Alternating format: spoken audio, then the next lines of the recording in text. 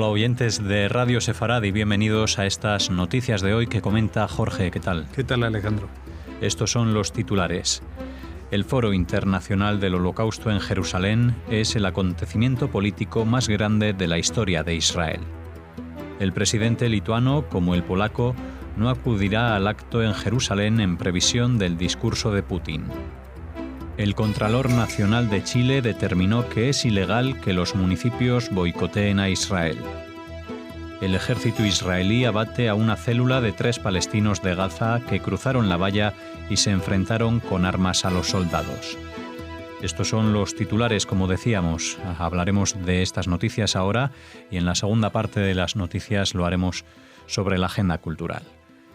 El ministro de Exteriores israelí calificó al Foro del Holocausto que tiene lugar estos días en recuerdo de los 75 años de liberación de Auschwitz como el acontecimiento político más grande de la historia del país. Katz se refirió además a los esfuerzos por liberar a Naamá Isahar, la israelí arrestada en Rusia, y señaló que no cree que el presidente ruso Vladimir Putin llegue en su avión con la joven cuando aterrice en Israel para participar del foro internacional. No obstante, sostuvo que se siente optimista de que los esfuerzos del primer ministro lograrán que Naamá vuelva a casa como lo esperan todos los ciudadanos de Israel. Katz indicó que es necesario hacer más para luchar contra el antisemitismo en el mundo, y añadió: «Me alegra que la definición de la Alianza Internacional para el Recuerdo del Holocausto, IHRA por sus siglas en inglés, que define el antisionismo como una forma de antisemitismo, se esté expandiendo». Sí, esta semana hablábamos justamente de parte de esa expansión, como lo mencionaba el ministro de Exteriores en funciones de Israel, con la admisión de esta definición del antisemitismo en el Parlamento de Cataluña, el primer parlamento regional o autonómico, mejor dicho, de España que admite esta definición. Desgraciadamente es una definición que todavía no ha sido adoptada por el Gobierno de España y el Congreso de los Diputados, que es donde debería tener lugar este tipo de reconocimiento que excluiría de la legalidad, como es así, a las declaraciones y al movimiento BDS. Bueno, pero volviendo al tema, el Foro Mundial que está teniendo lugar estos días, hemos visto ya a primeras horas la llegada de algunos mandatarios de todo el mundo. El acto tendrá lugar mañana, esta noche, una cena en homenaje a todos los invitados. Realmente son unos fastos muy amplios, nunca se habían dado. Ayer comentábamos que igual la llegada de personalidades que más se había registrado en la historia de Israel posiblemente hubiera sido en el entierro de Shimon Peres, pero no en un acto como este, que es un acto que tiene un carácter también político, histórico, etcétera. Así que bueno, esperemos que todo esto transcurra en calma, que Israel demuestre su capacidad organizativa y también a ver si tenemos alguna buena noticia sobre esta chica Naamá Isahar. Es una chica de 19 años cuyo vuelo hacía escala en Moscú y llevaba encima 9 gramos de cannabis, que es una cantidad evidentemente para uso personal, y fue arrestada y juzgada y condenada a varios años de prisión en Rusia, por lo cual pues Netanyahu ha tratado de intermediar con Putin en varias ocasiones. Se cree que puede haber un acercamiento, que pronto puede haber una solución al problema, pero como mencionaba el ministro Katz, es muy poco probable que se resuelva justamente esta semana. El presidente lituano Gitanas Nausėda se negó, al igual que su homólogo polaco Andrzej Duda, a participar en la ceremonia en Jerusalén debido a los comentarios de Vladimir Putin en torno al papel de Polonia en el conflicto. Sin embargo, Nausėda sí tiene previsto asistir el 27 de enero a la ceremonia del 75 aniversario de la liberación en Auschwitz. Al igual que Polonia, Lituania también criticó a Putin luego de que éste restara importancia al pacto secreto alcanzado por Alemania y la Unión Soviética, en virtud del cual ambas potencias se repartieron Europa del Este al comienzo de la Segunda Guerra Mundial. Sí, bueno, esto es una guerra histórica abierta, especialmente en el frente de las repúblicas exsoviéticas o del bloque soviético de Polonia. No pertenecía a la URSS, pero sí estaba detrás de ese telón de acero. Lo que sí creo que es bastante unánime la sensación entre los judíos del mundo y los que hemos tratado de aprender algo de lo que fue la Shoah, que ninguno de estos tres países, ninguno de los tres puede lavarse las manos y decir nosotros hemos sido víctimas o no hemos colaborado en la muerte de judíos en la Shoah. Si bien la Unión Soviética, entonces, ahora Rusia, combatió al nazismo, lo hizo solamente a partir de la invasión nazi en el año 41, en la Operación Barbarroja. Antes, durante 2 años, habían firmado un pacto supuestamente secreto, pero que ya se conoce muy bien, el pacto Molotov-Ribbentrop, por el cual se repartieron Polonia. Es decir, una parte de Polonia se la anexionó Alemania, otra parte de Polonia la invadió y la anexionó Rusia, fusilando a los altos oficiales del ejército en Katyn, también eso se conoce, y por lo tanto lo que estaba pasando en Polonia estaba bajo el control también de los rusos que pertenecen a la Unión Soviética. Y la propia Polonia tiene un historial muy largo de antisemitismo y de colaboración con los nazis durante esta época. No han sido pocos los polacos que colaboraron, incluso aunque los nazis trataron de crear allí una sociedad subyugada a Alemania. No olvidemos que también en Auschwitz murieron muchísimos polacos, pero eran las élites. En los pueblos muchas veces se hicieron pogromos que quemaron en las sinagogas con los judíos dentro antes de que llegaran los nazis.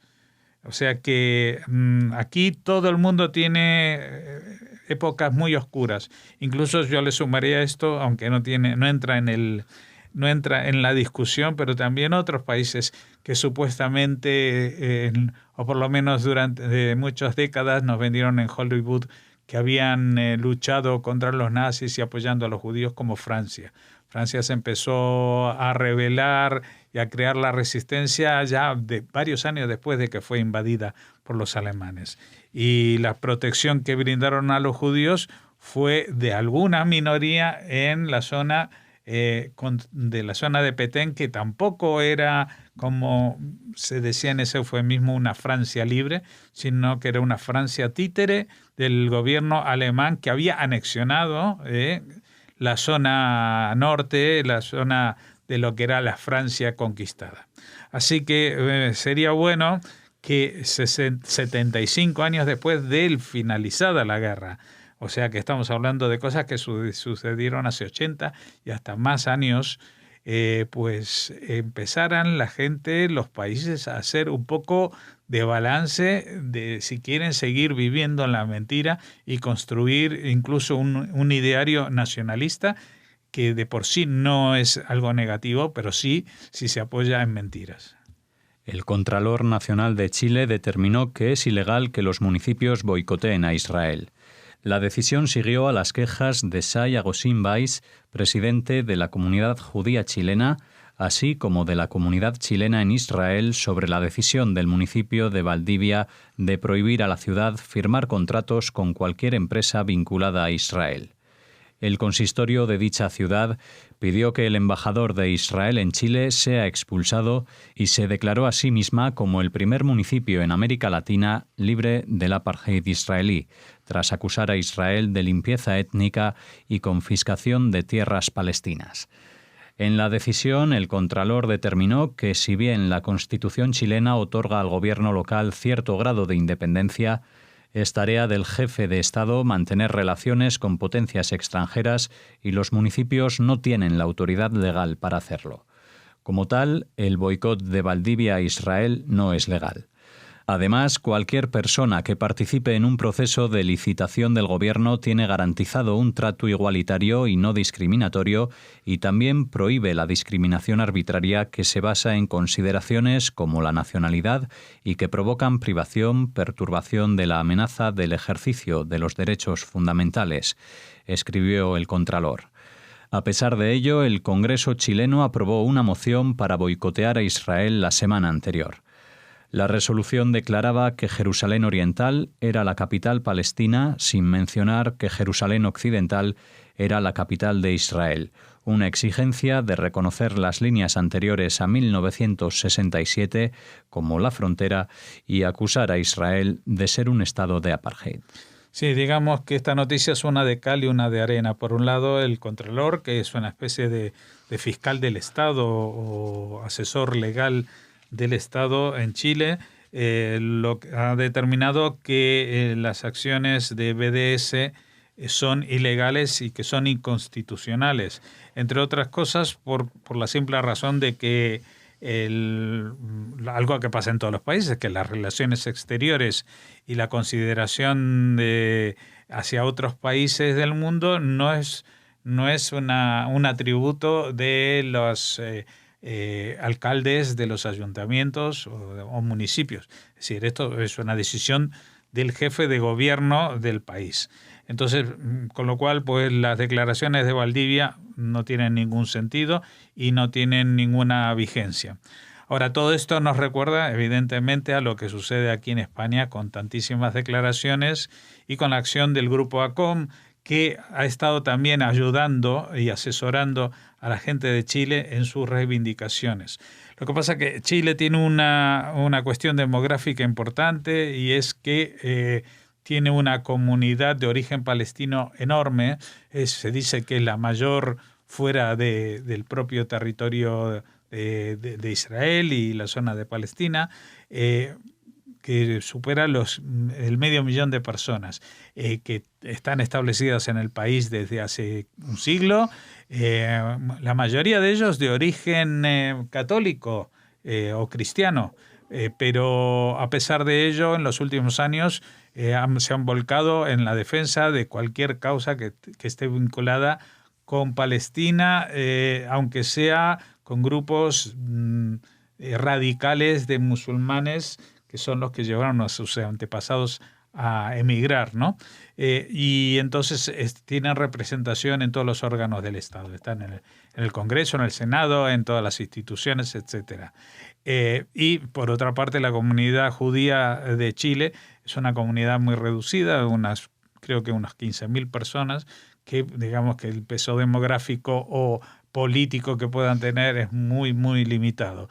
Pero bueno, lo que sí en estos casos en los que se está violando la ley básica de un país, como es la Constitución, pues se puede reivindicar y obtener este tipo de declaraciones, ¿no?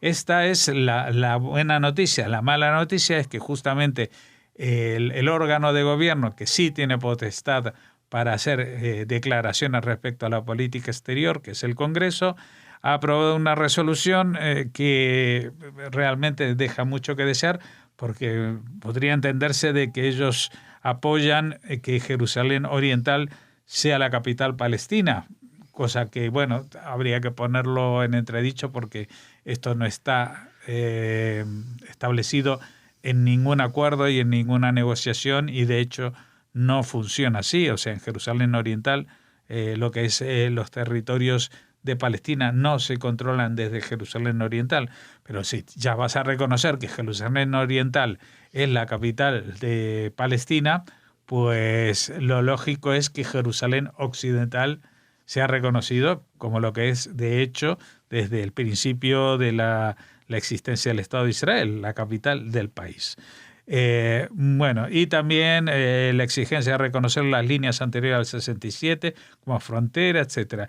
Y acusan a Israel de ser un Estado apartheid. Es decir, que están haciendo, por una parte,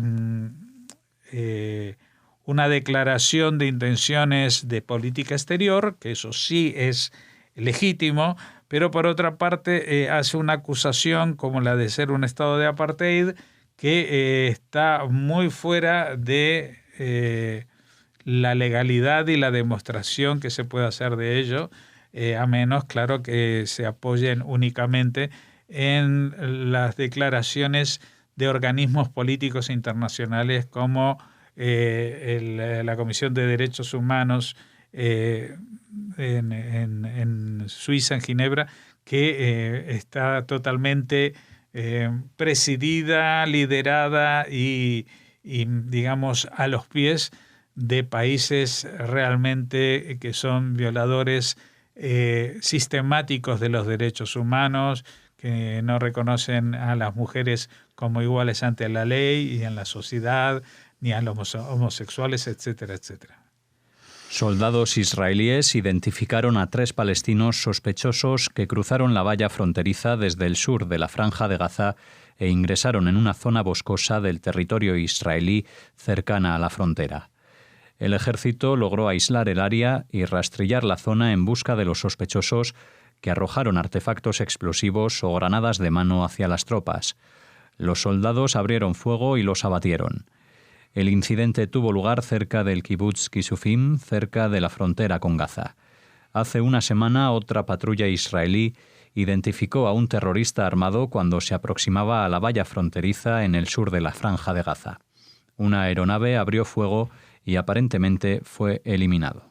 Sí, dicen aparentemente porque no cayó dentro del lado israelí de la valla y por lo tanto no fue tratado por los servicios médicos o funerarios de Israel.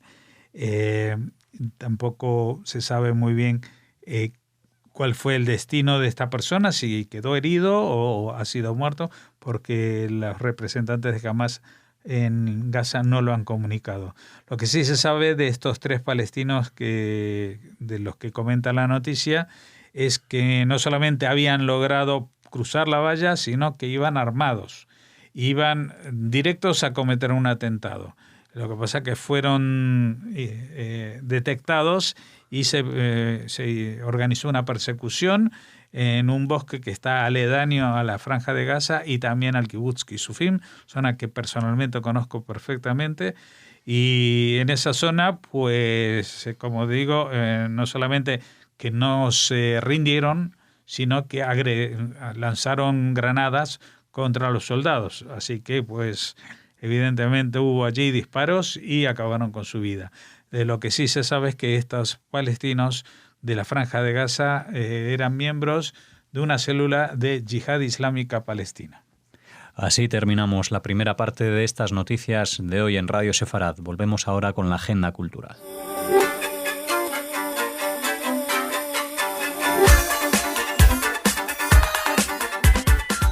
Comenzamos ahora la agenda cultural que anunciábamos hace unos segundos.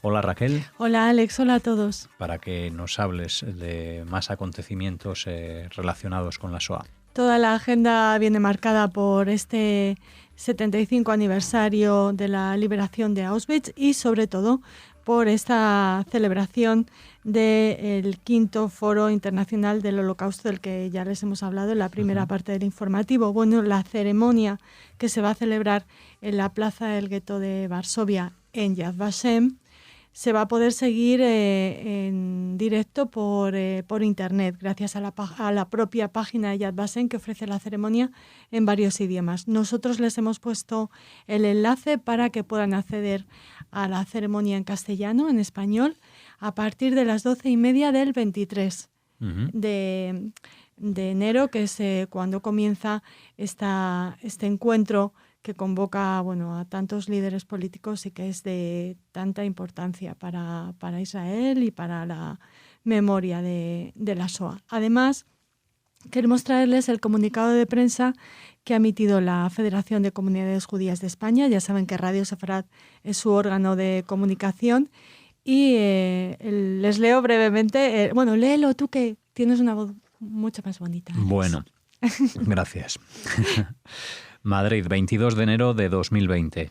Ante la conmemoración del 75 aniversario de la liberación del campo de exterminio de Auschwitz el próximo lunes 27 de enero, la Federación de Comunidades Judías de España, institución que representa a los judíos españoles, hace un llamamiento a toda la sociedad para recordar uno de los capítulos más oscuros y horrendos de la humanidad. Esta efeméride coincide con una de las olas más violentas de antisemitismo que se recuerdan en el mundo occidental. Por ello, la Federación de Comunidades Judías de España apela a los líderes políticos con el objetivo de lograr un mayor compromiso para reforzar una educación basada en el respeto y en la tolerancia. Los judíos españoles consideramos que la educación es fundamental para mantener y desarrollar una sociedad diversa, libre y plural, que acabe con el racismo y con otras formas de intolerancia. Asimismo, la Federación de Comunidades Judías de España saluda con enorme respeto y agradecimiento la presencia de Su Majestad el Rey Felipe VI en Jerusalén, capital de Israel, el día 23 de enero en el foro de Yad Vashem, así como en Auschwitz el próximo día 27 de enero, junto a jefes de Estado del mundo entero. Pues este es el texto de este comunicado que ha emitido la Federación de Comunidades Judías de España, y continuamos en la agenda centrándonos en el aspecto de pedagogía de la Shoah, que es tan importante y en el que todos los que estamos implicados en la memoria de la Shoah siempre insistimos. Y ahora con tu estupenda voz, ¿eh? Sí, pero bueno, ya sabes que yo tengo predilección por tu voz y seguro que muchos de nuestros oyentes también. Bueno, pues les decía que les hablaba de la importancia de la pedagogía de la Shoah, y en este caso les traemos una iniciativa que parte de Aula Fim y el Centro Sefarad Israel. Proponen a la comunidad educativa una colección de cine sobre la Shoah. Los centros educativos de toda España podrán abordar el Holocausto con proyecciones de películas online o bien matinales en salas de cine, acompañadas de diversos recursos pedagógicos que facilitarán el estudio de la Shoah. Los títulos seleccionados están dirigidos a todas las edades y muestran el contexto histórico del Holocausto desde distintas perspectivas. Títulos como Adiós muchachos, Una bolsa de canicas y la primavera de Christine, que nos habla de la experiencia de la joven Lore, que es quizá, se lo comento porque es quizá menos conocida, hija de 2 miembros de las SS que debe escapar con sus hermanos tras el final de la Segunda Guerra Mundial. La profesora de historia es otra película que ofrecen desde esta propuesta. El hijo de Saúl, que no tenemos que hablarles de esta película que marcó un antes y un después en lo que tiene que ver con el cine de temática holocaustica. El último de los injustos, son algunos de los títulos que nos proponen desde esta iniciativa. A través de Aula Fin, el profesorado podrá organizar fácilmente matinales educativas en salas de cine colaboradoras en toda España y también proyectar las películas en sus propias aulas, como les comentábamos al principio. Está dirigida esta colección a los diferentes niveles educativos, desde primaria hasta bachillerato, incluyendo formación profesional o estudios universitarios. Además, el proyecto cuenta con el apoyo de las guías pedagógicas sobre la Shoah, a las que también el profesorado puede acceder a través de Aula Fim. Así que desde aquí felicitamos a Centro Sefarad Israel y a Aula Fim por esta iniciativa, que esperamos que sea de gran éxito entre la comunidad educativa española. Uh-huh. Muy bien, pues así llegamos al final de esta agenda con una última noticia. Sí, nuestra habitual recomendación literaria. No, que no es... Creía que era viernes. Bueno, se la recomendamos de todas formas. Es el título El castillo en el bosque, de Norman Mailer. Es un libro del que él mismo dijo: El castillo en el bosque es una obra de ficción enteramente basada en una historia real. En ella, Norman Mailer aborda en esta controvertida novela la infancia y primera juventud de nada más y nada menos que Adolf Hitler. Así que nos ha parecido interesante traerles este título, aunque no sea aunque no sea viernes, y bueno, esperamos que les interese y sobre todo que puedan, ya sabemos que mucha gente estará trabajando, pero que puedan acceder a esta ceremonia del quinto encuentro internacional del Holocausto, este quinto foro mundial online. Y supongo que después pues se ofrecerán, por supuesto, reportajes, resúmenes, pero si tienen la oportunidad de vivirlo, pues de poder participar, pues les invitamos a hacerlo. Pues así nos despedimos de ustedes aquí en estas noticias de hoy. Hasta mañana. Hasta mañana.